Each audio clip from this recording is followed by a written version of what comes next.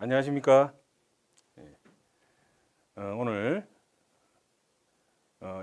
역사 책방에서 어, 유라시아 문명 탐구 시리즈로 이 몽골 흉노 고고학이라는 주제로 어, 강연을 하게 된 윤형원입니다. 네. 오늘 그 흉노 고고학에 대해서 말씀드리겠는데 그동안 한 20년 넘게 우리 대한민국 이 고고학자들이 몽골에 가서 그 흉노 유적을 발굴하고 또 조사하고 또 전시하고 하는 작업을 쭉 해왔습니다. 그리고 우리나라뿐만 아니라 그 세계 각국 그러니까 뭐 러시아라든지 프랑스, 미국, 또 이탈리아, 또 중국, 또 일본까지 같이 몽골 초원에 있는 흉노 고고학에 대해서 공동으로 작업을 하고 있습니다. 그 중에서 우리나라도 명실상부하게 그 큰 조사단을 꾸리면서 지속적으로 조사를 하고 있습니다. 그래서 여러분들께서 조금 관심을 가져주시면 몽골 흉노 고고학뿐만 아니라 우리 중앙아시아 전체의 고고학적인 상황을 우리가 좀 알면서 또 그것이 이제 한반도하고 어떻게 또 연관되는가, 또는 뭐 한반도뿐만 아니라 그 요즘은 이제 그 아시아라는 개념이 조금 더 넓게 그 유럽과 아시아의 경계가 사실 모호합니다. 그래서 유라시아라는 개념을 많이 써요. 그리고 그 중에서도 그 중앙유라시아라는 개념을 써서 이 초원의 이제 유목민들의 삶과 문화를 많이 연구하고 있습니다. 그러면 네, 이게 몽골의 이제 그 지도입니다. 현재 이제 몽골이 지금 그 중국 영토 안에 보면 이제 내몽골이 있고 지금 보이는 지도는 이제 외몽골, 그 몽골국입니다. 별도의 독립국이고 중국 내에 있는 내몽골도 여기도 많은 몽골인들이 이제 살고 있고요. 뭐 언젠가 또 이 분단된 상황이 좀 통일이 될 날을 기다리고 있습니다. 근데 우리가 보면은 그 이쪽 위에 맨 위에 이제 길게 이렇게 파랗게 나온 게 이제 바이칼 호수입니다. 바이칼 호수. 지금의 이제 몽골 땅은 이렇게 옷을 이렇게 펴서 양팔을 벌리고 있는 그런 여러분 아마 저 고려시대 이후에 조선시대 무인들이 입었던 천릭이라는 그런 옷을 아실 거예요. 그 말도 탈 수 있고 이렇게 도포처럼 이렇게 돼 있는 뭐 그 옷을 펼친 그 모습이 지금의 몽골의 이제 땅덩어리 모습입니다. 우리 남북한 합친 것보다 한 7배 정도 땅이 넓고요. 예. 그리고 뭐 인구는 지금 한 300만에서 요즘 한 350만까지도 얘기를 하는데 뭐 사람 숫자는 그렇지만 그 가축 숫자는 거의 우리나라 국민과 머금는 한 4천만 마리 정도 굉장히 많습니다. 그래서 보니까 몽골에서 보니까 이번에 그 코로나 사태로 중국이 어려울 때 또 그 양고기를 또 지원했더라고요 보니까. 지금은 뭐 여러 가지 이제 어려운 부분도 있고 또 중국과 북쪽은 러시아, 남쪽은 중국 또 그런 상황입니다만은 또 그 미국에서는 굉장히 전략적으로 이 몽골을 또 지원을 하고 있고요. 또 우리나라하고의 관계도 그 남한과 북한에 다 외교 관계를 맺고 있어요. 그래서 몽골에서 보면은 남한과 북한이 함께 이렇게 보이는 그런 좀 특별한 나라라고 할 수 있겠습니다. 이 지도를 보면 예, 잘 보이시는지 모르겠습니다만 이렇게 이제 가운데 네모난 표시가 있고요. 그 네모난 표시를 쭉 연결시켜 보면 일직선상으로 갑니다. 그게 말하자면 초원의 길, 스텝 루트라고 하는 것입니다. 여러분 그 실크로드 얘기 많이 들어보셨지만은 실크로드는 사실 한참 후에 그 한나라 에서 이제 한 무제가 장건을 그 보내죠. 흉노를 뛰어넘어서 저 위에 이제 오손이나 월지 같은 나라하고 손을 잡고 흉노를 공격하자 하는 그런 목적으로 장관을 보내면서 그 실크로드 여러 나라들이 이제 중국에 알려지게 된 거고요. 그리고 사막을 거쳐야 되고 굉장히 그 길이 험난합니다. 반면에 이 초원의 그 길, 그 유목민의 길 같은 경우는 장애물이 없어요. 그냥 그 아주 그 지평선 아시죠? 이런 펼쳐진 그런데 어떻게 보면은 뭐 고대 사회로부터 동사회에 있는 그 고속도로다 이렇게 이제 얘기할 수 있고요. 그리고 그 고속도로 상에 보면은 네모난 그런 표시가 있습니다. 그 표시가 흉노 사회에서 가장 최상층의 집단들이 사용했던 무덤이 있는 것이고요. 그 사이사이 보면은 이제 빨간 점들이 있어요. 그 점들은 그렇게 아주 크진 않지만 그 여러 집단들이 남겨놓았던 그 흉노의 귀족층이라고 할까요? 귀족층에 이제 무덤이 있는 것입니다. 그 최근에 조사된 바로는 굉장히 많이 또 지금 지도에 있는 것보다 늘었어요. 그래서 몽골 자체적으로도 이제 사사히 조사를 하고 있고 그래서 요즘은 발견된 무덤만 만여 기가 넘고 있습니다. 발굴된 건 그 중에서 한 500여 기. 예, 요걸 보시면 이건 1920년대에 이 러시아 학자들이 와서 조사를 한 거예요. 그 몽골 티베트 조사단이라고 그 코즐로프 박사를 비롯해서 그 사진도 보면 흑백 사진은 오래됐죠. 그 보면은 이 계단상으로 이렇게 파 들어갔고 그것을 발굴했던 모습인데 그 당시에 발굴해가지고 이제 일부는 이제 지금 러시아의 그 에르미타주 박물관이라고 그 지금 생페테르부르크에 있죠. 거기에 또 일부 유물이 가 있고 또 일부는 몽골에 있고. 근데 여러분 뭐 잘 아시겠지만 몽골은 사철 좀 건조합니다. 비가 많이 안 오죠. 예. 그러다 보니까 몽골에 지금 남겨진 그런 유물들은 뭐 상당히 좋은 상태로 있는데 반해서 러시아의 생페테르부르크에 가져간 유물들은 굉장히 상태가 안 좋아졌어요. 그래서 그것도 언젠가 다시 이제 몽골로 반환받아서 거기서 관리를 해야 되리라고 생각합니다. 예, 여기 보시는 것처럼 그 무덤에서 나온 이제 유물들인데, 그 왼쪽 위에 보이는 것은 예, 비단으로 싼 모자입니다, 모자.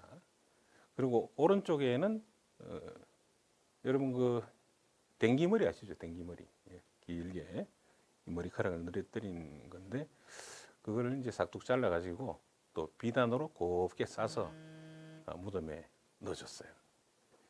그래서 저게 어떻게 보면 뭐 인구가 아주 많은 뭐 중국 같은 데서는 그냥 저거를 뭐 머리카락만 넣어주는 게 아니라 사람 그냥 통째로 같이 넣지 않았나 싶었는데 이 유목 사회에서는 자기가 가진 것 중에 아주 소중한 거죠. 머리카락을 저렇게 길게 길이가 쉽지 않지 않습니까? 그래서 돌아가신 분과 함께 이렇게 매장시켜 놨던 그런 증거입니다. 예, 1920년대에 그 러시아에서 조사를 했고, 또 이거는 이제 2000년대 들어서 다시 러시아에서 그 대규모 발굴단을 파견해서 큰 무덤을 발굴했어요. 노용올이라는 유적이 있죠. 노용올이라는 의미는 올은 이제 몽골말로 이제 산입니다. 산. 노용은 또 뭐랄까요?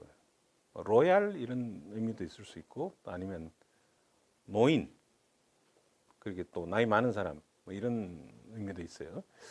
그래서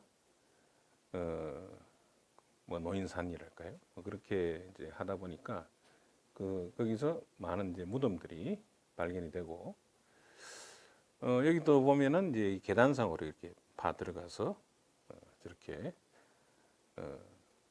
안에는 돌을 쌓아놓는, 예. 그리고 안쪽에는 이제 매장 주체부에는 이제 목박이 또 있죠. 예, 러시아 팀. 그다음에 이제 발굴을 했는데 보니까 이게 그리스 신상이 이제 표현된 그런 은판이에요, 이게. 그러니까 이 흉노 무덤에서 물론 여러 집단들하고 이제 교육도 하고 또 외교적으로도 이제 선물을 주고 받았겠죠. 그러다 보니까 뭐 중국산도 많이 있지만 또 어떻게 보면 그 서방 세계의 이런 물품들도 그 흉노 사회에 들어와 있었고, 그것이 무덤에 같이 부정된 것입니다. 예, 이 사진은 보면 뭐 공사장을 방불케 합니다만, 저것도 하나의 무덤이에요. 무덤인데 예전에 그 도르지 수령이라는 뭐 예전이라 하면 1960년대, 예. 그때 몽골 자체적으로 조사를 하다가 보면 이제 모래땅이에요. 모래땅 조사를 하다가 한 5m 정도에서 이제 무너져서 그 일하던 사람이 또 뭐 깔려 죽고 뭐 이런 일이 있었어요. 그래서 그러다 중단이 됐었는데, 이 프랑스 조사단, 프랑스에 보면 기메 박물관이라고 있습니다. 기메. 우리나라 기메 아닙니다. 기메. 예, 그래서 거기서 이제 오리엔탈 뮤지엄 같은 운영을 하는데 그 팀이 와서 좀 제대로 해보자 해서 조사를 했어요. 그러다 보니까 이 무덤의 주인공이 묻혀 있는 곳까지 거의 이제 지하 20m 정도 내려갔어요. 그래서 조사를 해서 여러 가지 새로운 것들을 많이 밝혔는데, 여기 옆에 보면은 그 포크레인 같은 게 서 있어요. 그래서 우리도 가서 아니 무슨 발굴을 이렇게 공사장처럼 하냐, 이렇게 저렇게 하면 안 되지 않느냐, 그렇게 이제 얘기를 했는데, 뭐 워낙 그 제토량이 많고 하니까 뭐 어쩔 수 없었다 그런데, 그래도 이 고각 발굴이 기본을 지켜야 되지 않겠나 해서 그 이후에는 저렇게 하지 않는 걸로 우리가 좀 방향을 바꿔놨죠. 이 오른쪽에 보면 마차가 있어요. 마차. 이 마차가 무덤에서 같이 나오는데, 큰 무덤에 마차가 하나씩 꼭 들어가요. 예. 근데 우리가 발굴해서 보면은 이 마차 좀 타고 다녔으면 이렇게 뭐 좀 긁히기라도 하고 했을 텐데, 보면은 깨끗해요. 예. 그래서 아마 그 무덤에 들어가는 저런 마차들은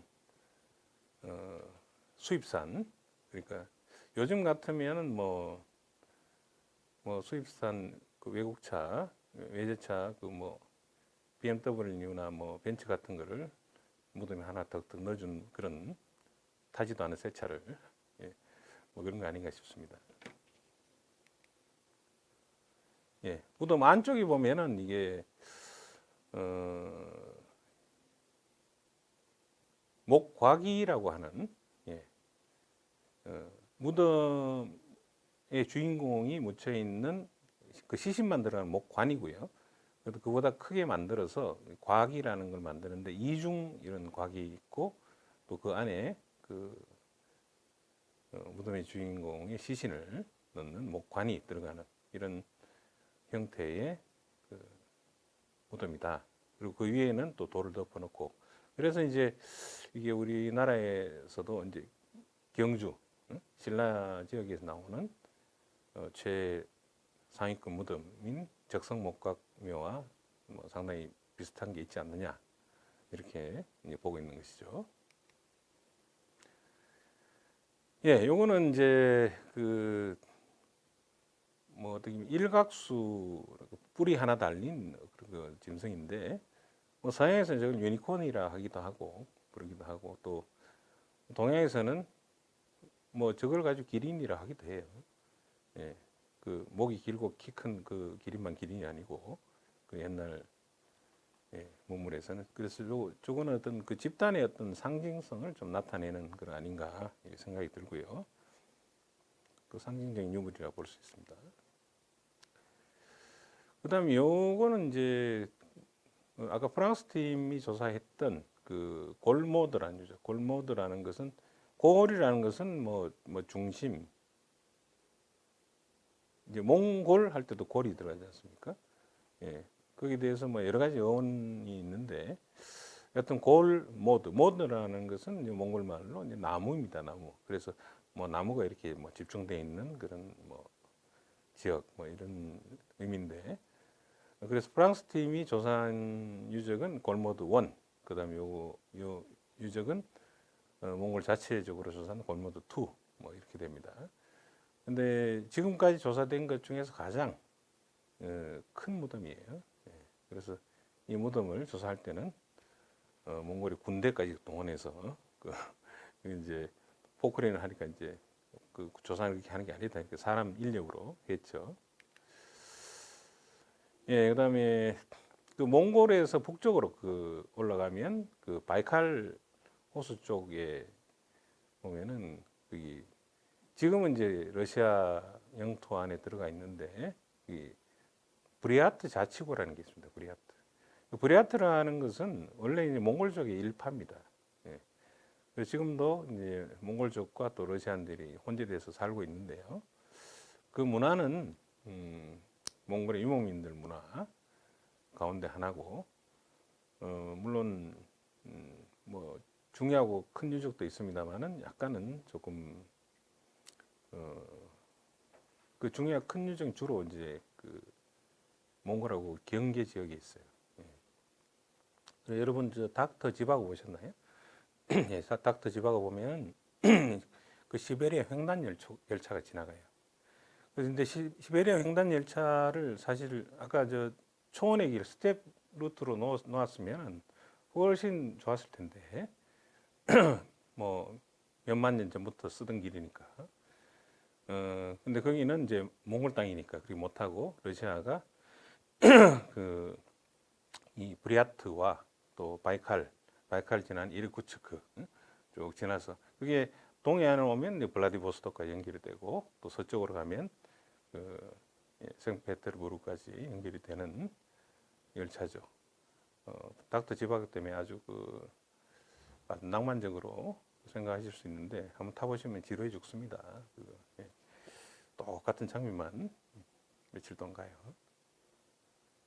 이것도 있고 그다음에 이것도 이제 브리아트 지역인데 차람 7호라는 그런 무덤이에요. 그래서 여기 보면은 그 양쪽에 조그만 무덤들이 있어요. 10개나 있어요. 그리고 가운데 이제 중심되는 무덤이 있고 그리고 예, 이 무덤은 러시아 팀이 조사를 했는데 무덤 한기 발굴하는데 9년 걸렸습니다. 9년. 예. 뭐 중요한 유물들은 맨 밑에 있겠죠. 마지막 9년 차에 나왔을 거고 8년은 위에 있는 흙만 걷어내다가 예, 굉장히 힘들었다는 그런 얘기입니다. 네. 여기도 보면은 이제 가운데 그 무덤 주인공이 있는 그 목관이 있고, 그다음에 그 바깥으로 이중으로 목곽이 있어요. 아주 대형 무덤에서는 이런 형태가 보편적이고요. 그래서 그 신라와의 또 관계에 대해서 제가 옛날에 뭐 글을 써놓은 것도 있는데, 근데 또 똑같다고 볼 수는 없어요. 예. 여러분 아까 보셨다시피 신라의 무덤은 땅 위로 이렇게 높이 올라가는 반면에 이 흉노의 무덤은 땅 밑으로 깊이 들어간다. 그게 이제 큰 차이점이죠. 그다음에 이런 어떤 마스크라든지 또 요거는 이제 향낭이라고 해서 보통 사양 노루에 그 향이 있습니다. 그걸 떼가지고 이제 옛날 그 향수로 쓰는데 그거를 이제 유리병 같은 데 넣어가지고 써요. 이제 그거를 이제 담는 그런 그곳 바깥에 이제 이렇게 금으로 주머니를 만들어서 쓰죠. 뭐 이런 것들이 이제 신라에도 보여요. 그 다음에 요거는 이제 산양. 그 집단을 대표한 아까 보면 일각수, 뭐 유니콘, 뭐 이런 게 있었죠. 근데 요거는 이제 은판에다가 이렇게 산양을 표시한 뭐 그런 게 또 출토됐고, 어떤 데서는 또 말이 나오기도, 어떤 용이 나오기도 하고 그 집단의 어떤 상징성을 보여준다고 할 수 있겠습니다. 예. 이 도리링 나르스라는 유적이 있어요. 그 몽골에서 동쪽으로 가다 보면 굉장히 큰 흉노 시대의 무덤이 있는데 그 중에서도 가장 큰 무덤인데 왜 동쪽으로 간 까닭은 그래서 우리 대한민국 조사팀들이 그 전에 이제 중앙 몽골에서도 조사를 하고 이랬는데 그래도 동쪽으로 가서 자리를 잡자. 우리가 맨날 이유적 제유적 뭐 이렇게 떠돌이 하면서 세입자 신세로 있을 수는 없고 가서 우리가 한 유적에서 좀 제대로 조사를 해보자 해서 가장 동쪽에 있는 중요 유적을 조사를 했어요. 그리고 한반도하고 가깝고 또 옛날에 우리 이제 고구려 이전에 부여라고 나라가 있었지 않습니까? 예, 그만 고구려도 이제 부여에서 나왔고 지금의 백제도 사실은 부여에서 나온 거예요. 그래서 그 부여하고도 그렇게 멀리 떨어지지 않은 그런 곳이라서 뭔가 좀 우리 역사나 한반도 문화와의 관련성을 찾을 수 있지 않을까 그렇게 해서 했는데 사실 그런 게 상당히 어려운 문제예요. 우리하고 어떤 관련이 있을까? 뭐 주민이 때로 이동할 수도 있죠. 이동할 수도 있지만 문화라는 게 보면은 어쨌든 가까운 지역하고 이렇게 서로 소통을 하면서 변화 발전해 나가는데 뭐 우리 한반도가 이제 처해 있는 그 육지로 하면은 뭐 만주라든지 또 뭐 조금 이제 돌아가면 뭐 요동 지역이라든지 또 밑으로 내려가면 뭐 섬들도 있고 섬으로 갈 때는 또 이제 뭐 배를 이용해야 되겠죠. 또 뭐 중국, 뭐 일본, 뭐 예전부터 우리가 이제 뭐 말만 타고 다니는 게 아니라 배도 타고 많이 다니게 했기 때문에 관련이 있습니다.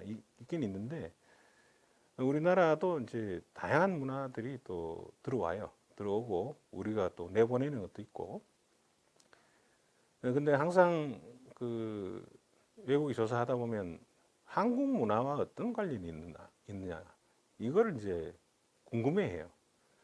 그래서 그런 부분도 우리가 고민을 하지만 가서 조사하다 보면 한국 문화와의 관련성은 한반도의 관련성은 조금 있고 그 주변 문화와의 관련성 이런 것들이 사실 더 크죠. 뭐 몽골 같은 경우는 뭐 사방으로 뭐 여러 문화가 또 접하고 있고, 남쪽으로는 중국, 또 동쪽으로는 또 네, 땅 옛날에 이제 이 흉노의 이제 우익이라 했어요. 뭐가 고조선이, 우리나라 고조선이 우익이라 했어요.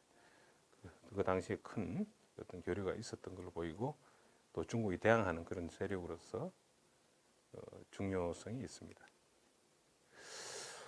네, 이런 상태고, 예, 우리도 큰 무덤을 발굴했어요. 도리나스 1호. 예, 주변에 이제 배장묘가 있고. 그래서 이 프로젝트를 발전시켜서 지금 몽골의 도링나라에서 가장 큰 무덤은 몽골 사람들이 나중에 후손들이 파도록 하고, 두 번째 큰 무덤에서 직경이 거의 한 90m 정도 되는 그런 무덤을 조사를 하고 있고요. 요거는 1호인데 조사는 다 끝난 거예요. 이제 전장 길이 55m, 아주 큰 거죠. 사실 우리나라 에서도 이제 이런 대형 무덤들, 큰 무덤들을 조사한 거는 1970년대 경주에 있는 뭐 전마청이라든지 황남대청이라든지 이런 거 이후에는 사실 별로 없어요.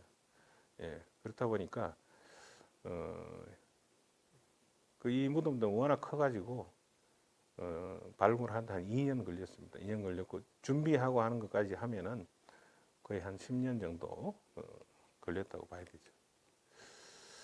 네, 이런 형태. 앞에 이렇게 들어가는 묘도라고 해서 입구가 있어요. 입구가 길게 있고 네모 형태로 된 거기에 예, 이렇게 이제 숯과 진흙을 계속 이제 번갈아 가면서 채워 넣으면서 만들었고, 거기에 이제 청동이라든지 또 이런 뭐 가죽 제품이라든지, 또 이거는 이제 청동봉이에요. 봉. 그다음에 이제 이런 뭐 장식구들, 예. 그다음에 뭐 구슬 이 정도들, 칠기, 또 옥입니다. 옥. 예. 보통 이제 신분이 높은 사람은 옥을 이렇게 같이 넣어줍니다. 가슴에도 넣어주고, 그다음에 각 이렇게 뭐 신체에 구멍이 7개 있다 그러죠. 귀도 있고 눈도 있고 코도 있고 입도 있고 또 뭐 있죠. 예, 그걸 막는데 이제 옥을 사용합니다. 예, 그다음 2호라는 무덤에서도 이제 뭐 여러 유물들이 발견됐는데, 특히 요 유물이 중요한데, 이거는 큰 이제 항아리예요. 항아리인데 밑에 보면 이렇게 구멍이 뽕 뚫려 있어요. 그 뭐냐면 옛날에 우리가 쓰던 쌀통이나 또 안에서 약간의 이제 뭐 곡물 흔적이 보이는 것 같아요. 그래서 이거는 아무래도 이 곡물을 가지고 술 같은 걸 담아가지고 담아놨다가 그걸 이제 돌아가신 분한테 이제 바치는 그런 걸로 쓰지 않았나 생각이 돼요. 그래서 옛날에 이제 중국 한나라에서 이제 몽골에 보내는 흉노 지역에 보내는 그 물품 목록에 보면 술 만드는 그런 꼬두밥 같은 거 그런 것도 있어요. 그러니까 유목민들은 이제 유목민 자체적으로 술 마시는 건 이제 동물의 어떤 우유 또 젖 이런 것들 가지고 발효를 시켜서 또 술을 만들어 먹거든요. 근데 쌀이나 다른 곡물을 이용해서 술을 만든 또 맛이 다르지 않습니까? 우리가 막걸리 같은 것도 보면. 예, 그리고 이런 또 중요한 것이 이 국자예요, 국자. 예. 이 유목민들의 삶에서 중요한 것들이 어떻게 보면 같이 뭐 전쟁에도 참여하고 또 가서 갔다 와서 또 그 전리품을 골고루 분배하고 또 먹는 것도 똑같이 나눠 먹고 뭐 이런 어떤 전통이 있어요. 그래서 큰 솥에다가 뭐 국을 끓이면 그냥 손으로 퍼먹을 수는 없지 않습니까? 그래서 이 국자가 항상 같이 세트로 다닙니다. 네. 청동, 또 마구들, 네. 또 관장식, 하고 또 이건 이제 말을 형성을 한. 그래서 아까 본 그 산양이라든지 또 일각수하고는 또 좀 다른 집단이라고 볼 수 있어요. 그다음에 이제 그 금 제품도 이제 누금 제품 저런 것들은 굉장히 그래뉴에이션 기법이라 해서 신라에서도 많이 나오죠. 예. 고곡 같은 것도 있고 그다음에 화살, 촉, 예. 다양한 이런 또 저런 이제 청동 기물도 저기 이제 좀 깨서 일부러 이렇게 훼손시켜서 집어넣는 그런 전통이 있어요. 그래서 우리나라에서 나오는 무덤에서 나오는 것도 그런 것들이 있죠. 김해 대성동에 보면은 뭐 회기수석이라고 해서 조금 깨가지고 넣는 그런 것도 뭐 관련성이 있다고 볼 수 있죠. 직물이라든지. 예, 요거는 이제 최근에 2017년에 조사된 그 시에리틴저라는 유적인데 그 한국의 우리 그 중앙문화재연구원 또 과학 아카데미, 역사고각연구소, 또 동서문화재연구원 이렇게 같이 했는데요. 이거는 그 네모진 큰 무덤은 아닌데 어떻게 보면은 그 바깥에서 봤을 때는 이제 동그란 원형 형태인데 가운데에 이제 매장 주체구가 있는데 계단상이 아니에요. 쭉 그냥 한 번에 내려가요. 지하 9m까지 내려가는데 재밌는 것은 그 바닥에서 이 마차의 바퀴가 나왔어요. 마차의 바퀴가 벽 쪽에 이렇게 나와 있는 그런 모습. 그래서 예. 여기 이제 그동안에 이제 흉노 무덤이 여러 이제 뭐 프랑스, 러시아, 뭐 한국, 그다음에 뭐 미국 팀이 조사 많이 했는데 그런 거하고 조금 달리 그보다 시기적으로 좀 빠른. 그러니까 기록상으로는 그 흉노가 이제 기원전 한 3세기부터 등장하는 걸로 나와 있거든요. 근데 고각적으로 좀 빠른 게 없었어요. 보통 그 기원 전 1세기, 기원 후 1세기 한 200년 정도가 조금 비어 있었는데 요 유적이 조금 빠른 시기에 조성된 그런 무덤이 아닐까. 그래서 그 당시에 몽골 전체에 그 매년 여름이 되면은 발굴팀이 한 15개, 20개 팀이 들어옵니다. 그래서 어떻게 보면 고각의 어떤 뭐 올림픽이다. 이렇게 할 수가 있는데 그 중에서 이제 뭐 2017년에는 이 우리 한국 팀이 또 금메달을 땄다. 뭐 이렇게 볼 수 있습니다. 예. 그다음에 이제 흉노 시대의 무덤들이 많이 조사된 반면에 흉노 사람들이 어떻게 살았나 이런 부분은 좀 그동안에 조금 조사를 많이 못했는데 최근에 들어서 이쪽에 관심이 많이 가고 흉노 시대의 어떤 성터 내지는 궁전터 이런 것들은 이제 조사를 하기 시작했어요.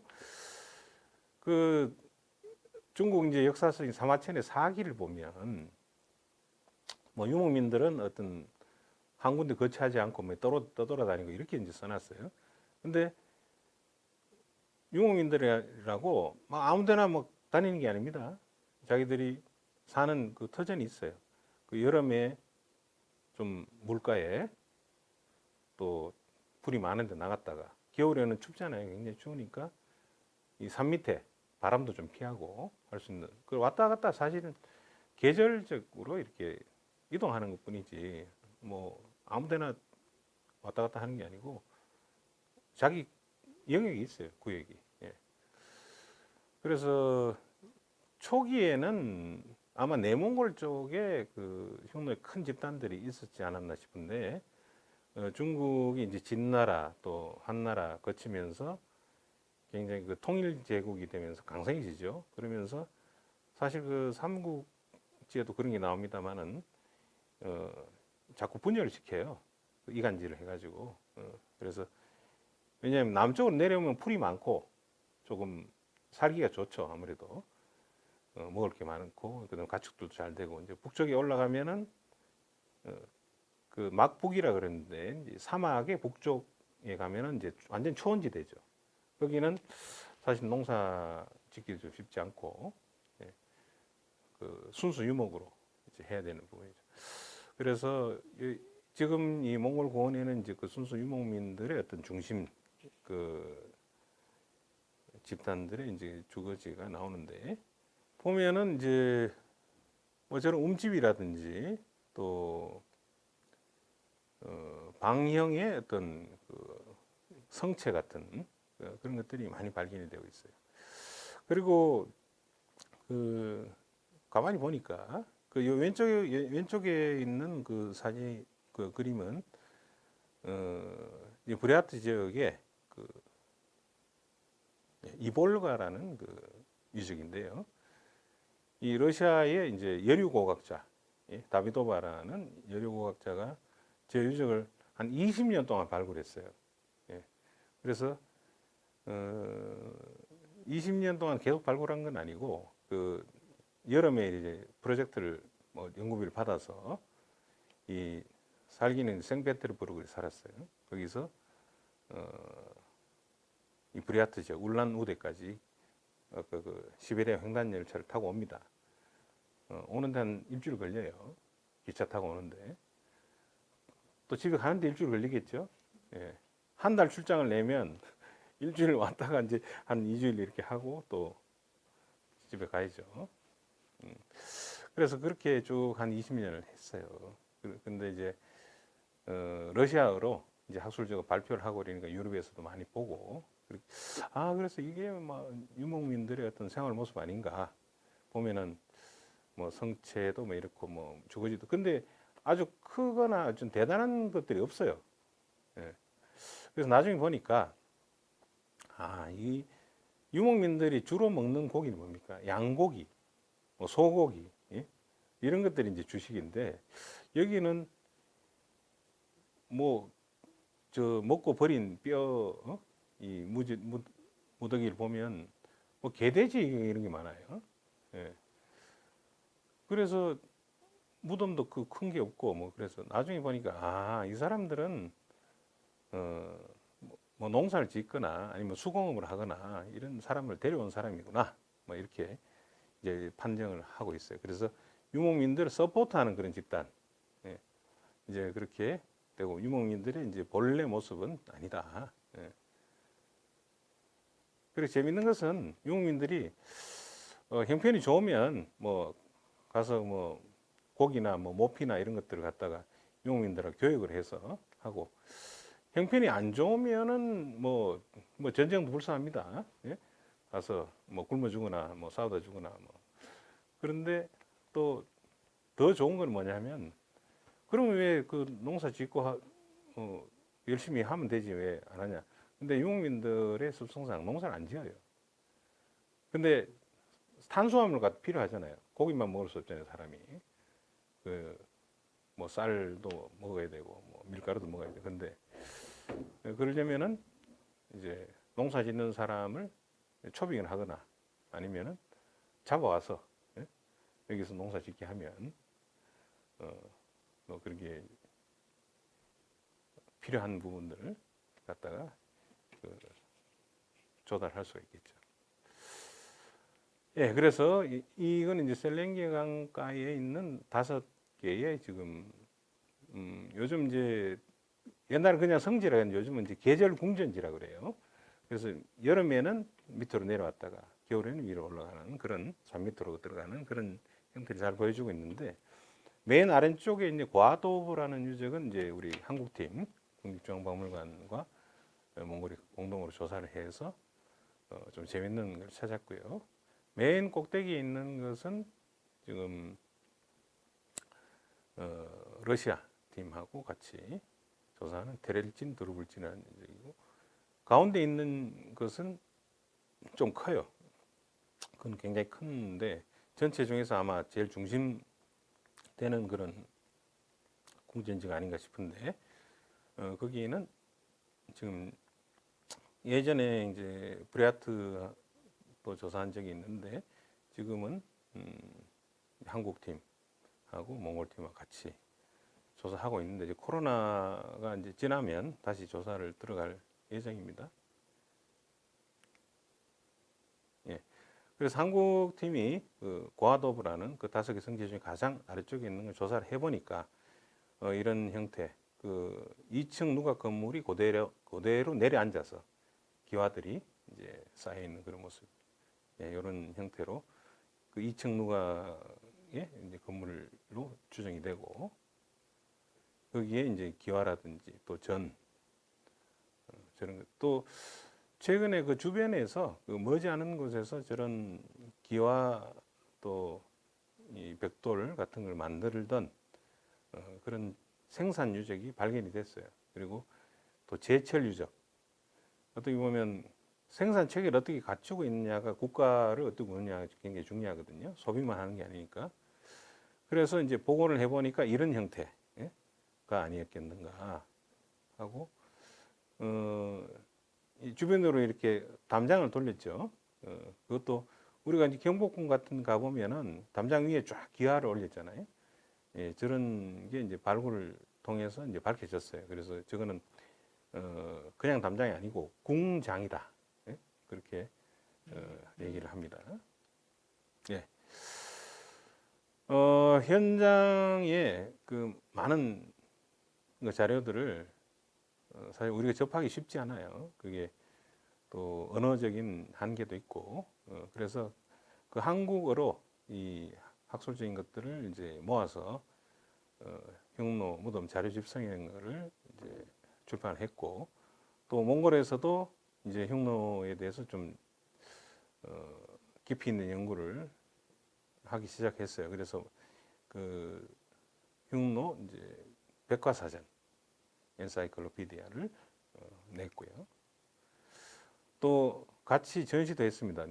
몽골 조사 5년 때 이제 했고, 그다음 흉노 무덤 도링나르스에 대해서 했고, 또 2018년이죠. 얼마 안 됐습니다. 칸의 제국 몽골이라는 큰 전시를 했습니다. 그리고 이제 발굴했던 부분을 이제 보고서도 내고 여러 가지 이제 보존 분석을 해가지고 다양한 학술 자료를 제공하고 있습니다. 그리고 어느 한 나라가 조사한 게 아니라 전체를 조사를 한 거를 몽골에서 특별 전시로 했어요. 운동이 우비라는 저 왼쪽에 있는 책은 어떻게 보면 그동안에 조사된 것 중에 중요한 것들을 총망라한 것입니다. 그래서 그거를 한국어로 번역을 해서 흉노라는 책을 냈고요. 예, 최근에 이제 북방고학 개론이라든지 흉노고학 개론 이런 책들이 나오면서 흉노에 대한 좀 저변을 좀 확대할 수 있는 그런 계기가 된다고 봅니다.